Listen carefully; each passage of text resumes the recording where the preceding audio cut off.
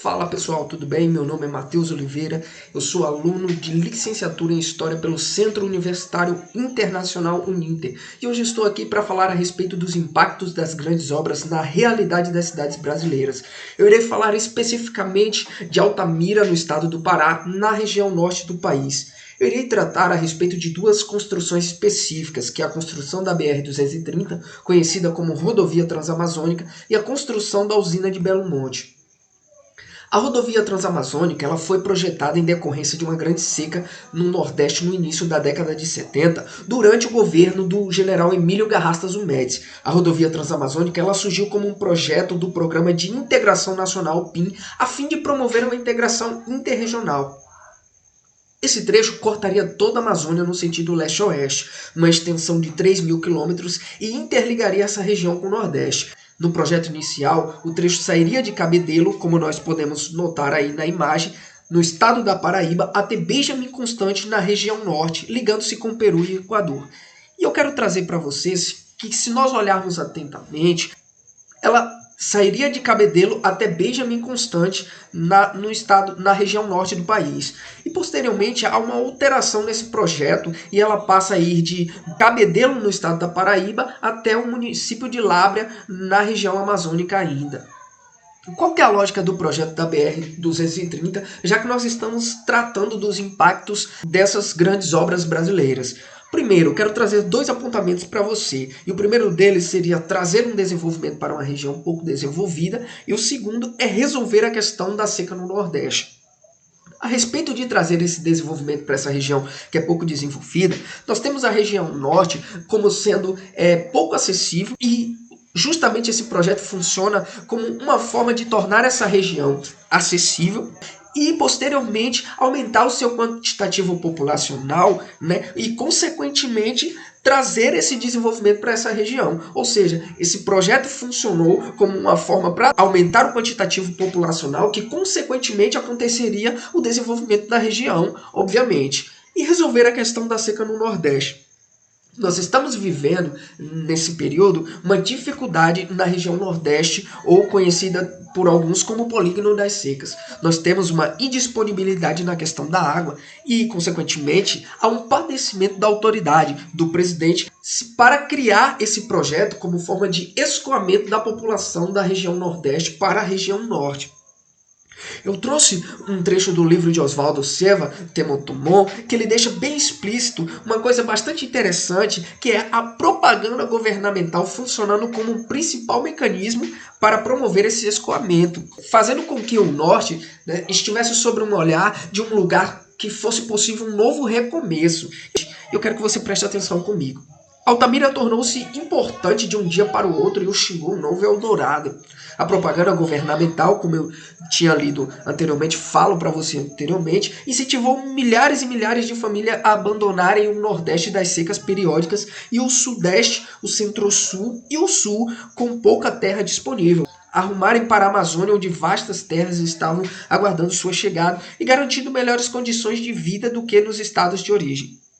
Reportagens sobre o sucesso da empreitada governamental se multiplicaram e tiraram as dúvidas de quem ainda ficou reticente. Ou seja, a propaganda governamental funcionou como um principal mecanismo para promover esse escoamento da população e, consequentemente, tornar essa região desenvolvida dentro da lógica dos projetos desenvolvimentistas do governo do presidente Médici. E já que a gente está falando de impactos, quais são os impactos da rodovia transamazônica? E aí eu quero trazer um artigo científico onde esses dois apontamentos que eu irei fazer ficam bem explícitos, que tem por autor o José Antônio de Herrera e o Flávio Rodrigues de Nascimento. O título do artigo científico é Rodovia Transamazônica, BR-230, corolário de novas realidades e problemas territoriais. O primeiro desses apontamentos seria as drásticas mudanças nos hábitos e costumes da população.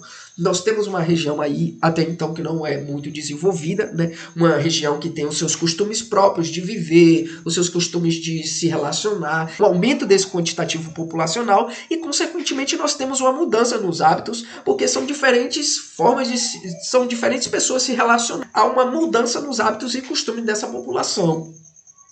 E o segundo apontamento seria a interferência na dinâmica socioeconômica e produtiva preexistente. Eu quero que você preste atenção em mim, que anteriormente nós temos nessa região norte uma região que tem uma forma socioeconômica ou uma economia totalmente voltada para a questão da irrigação de rio, nós temos uma região voltada para a pesca, então nós temos uma alteração, temos uma interferência nessa dinâmica, né? O que era anteriormente voltado para o rio, nós temos uma troca para um modal mais rodoviário, né? Um comércio ali em volta da rodovia, dependendo ali do tráfego rodoviário, enfim, nós temos uma interferência nessa dinâmica anterior.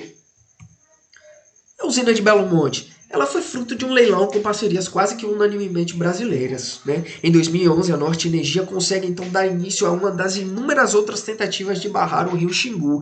E é bom você prestar atenção aqui comigo que não foi a primeira das primeiras tentativas que tiveram de barrar o rio Xingu. Nós temos inúmeros outros conflitos anteriores, inúmeras outras tentativas de barrar o curso do rio. Quanto aos custos sociais e ambientais de Belo Monte, já que nós estamos falando de impactos das grandes obras brasileiras, eu trouxe 5 apontamentos aqui que são relevantes. E o primeiro deles seria o aumento populacional. Os gráficos emitidos pelo Ministério de Trabalho mostram que nós temos uma curva crescente com relação à questão das admissões de emprego. Consequentemente, né, um aumento populacional tendo em vista Belo Monte ser uma atração de emprego para aquelas pessoas das demais regiões. Os altos índices de violência, que eu quero chamar a atenção para você, uma coisa interessantíssima. Esse altos índice de violência está totalmente relacionado às questões da criação dos assentamentos coletivos. As famílias nos assentamentos coletivos, de onde elas foram tiradas das suas residências primárias ou das suas origens. E aí nós temos diferentes pessoas interagindo, diferentes pessoas se relacionando e um aumento dos índices de violência. Esses altos índices de violência eu quero trazer também para você um dado muito importante, que com relação a Belo Monte, os impactos de Belo Monte na região de Altamira, rendeu a região de Altamira em 2017, segundo os gráficos emitidos pelo IPEA, sendo um dos municípios brasileiros mais violentos, né? E aí o terceiro apontamento traz as péssimas condições do saneamento básico. O quarto tem um aumento da mortalidade dos peixes com relação à construção de Belo Monte. E o quinto, o grande número de imóveis desocupados, como eu falei para vocês, que tem a consequência dos altos índices de violência devido à criação dos assentamentos coletivos, né? Essas pessoas viviam anteriormente às beiras do rio Xingu e foram deslocadas para esses assentamentos, né? Então é isso, pessoal, que eu trouxe para vocês aqui num breve momento. Espero que vocês gostem, espero que vocês aprofundem na temática, que é ótima para ser problematizada, né? Nós temos diferentes outros exemplos aqui na região do Brasil, no nosso território brasileiro. E fique com Deus.